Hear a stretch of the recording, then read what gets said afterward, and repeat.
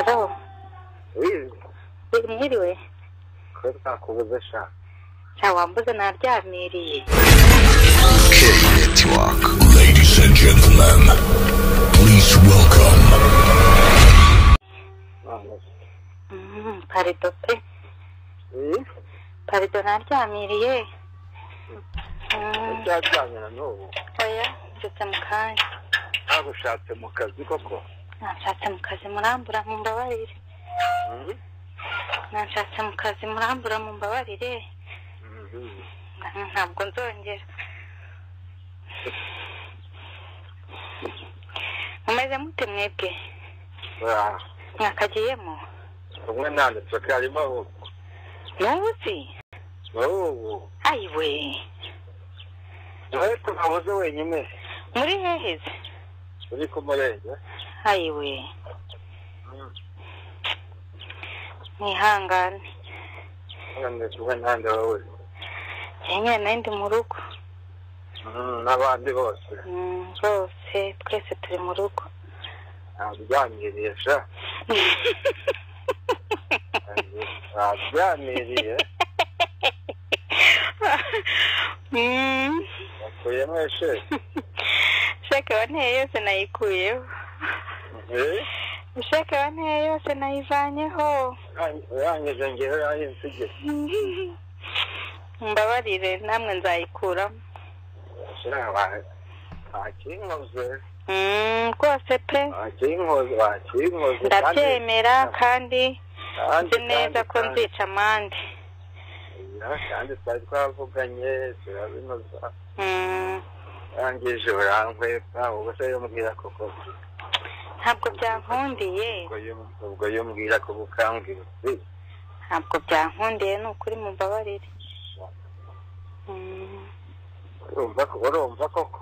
Nakoze amakosa. Urumva akantu nkoreye. Cyo mbabarira nzica amande. Nzica amande byari. Nzica amande muri iki cyumweru. Uzanshakira umwanya nica amande. Ushaka ukawanga. Oya ntabwo nzawanga pe maze kukubabaza kenshi. Ejo ku cyumweru.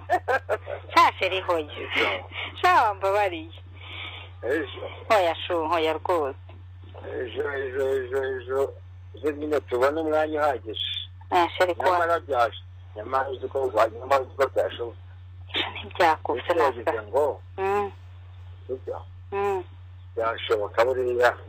Kandi banabona umwanya mwiza cyane.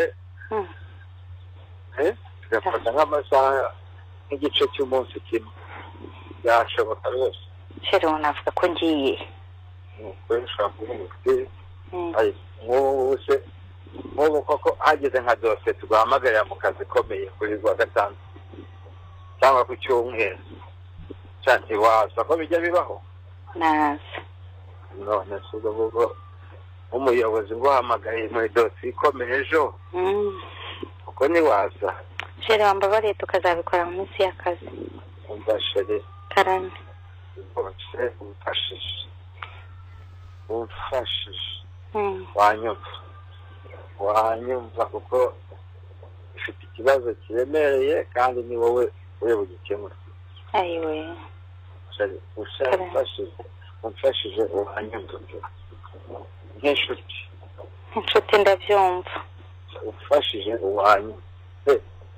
Dore ikibazo gihari wenda ko wenda nakubwira impamvu kagira. Sheri wambabariye ko ejo dufite abashyitsi. Pardon. Ndayimama kandi aba yarangije.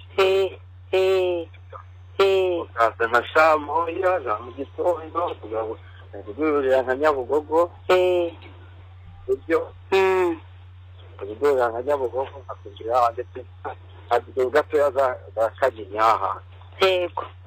Tukajyayo saa mbiri twahageze saa tatu saa yine saa tanu tugataha. Kandi twumva aya masaha atatu twahose Sheri wambabariye. Sheri wambabariye kuko ikindi gihe cyose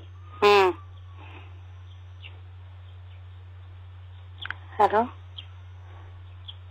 Halo? Halo? Halo? Karame.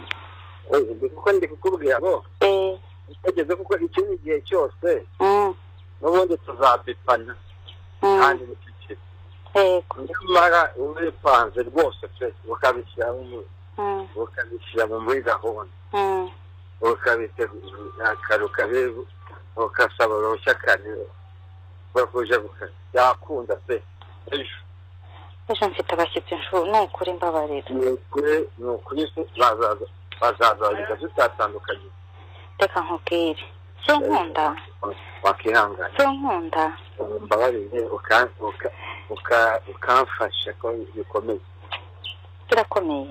birakomeye cyane ni ukuri mbabariye ku wa mbere kuko aribwo nanjye naba mfite umutekano reba ku wa mbere ikigoroba tuzakora iki ntumbwira apremidi mba ku wa mbere ntuzi mujya ku karere mu gitondo nanjye nzabyuka nkorera abantu kuko mba mfite benshi apremidi ushobora kutazajya ku karere mu gitondo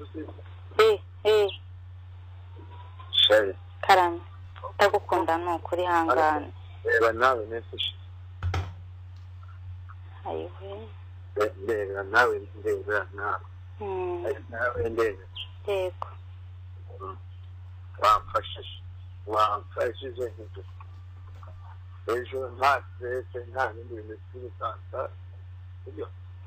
ariko tubipanze kwa mbere apremidi byakunda seri wambabariye kuko nanjye byaba bimvunye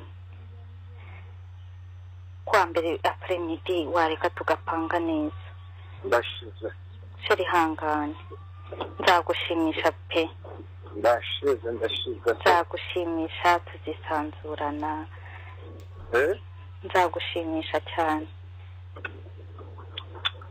aha sheri karame sheri wanjye nkunda birangoye nshuti birangoye wumve ko bingoye cyane ndabyumva nanjye kwa mbere nzakoresha uko nshoboye nguha amasaha nkane guhobere nkuryame mu gituza nkunda sibyo amasaha nangahe ane apremidi yose sheri uzayabona apremidi se biratipanze se twayikora nzayabona sheri apremidi sheri nyamara ejo hari umunsi mwiza uri sefu rwose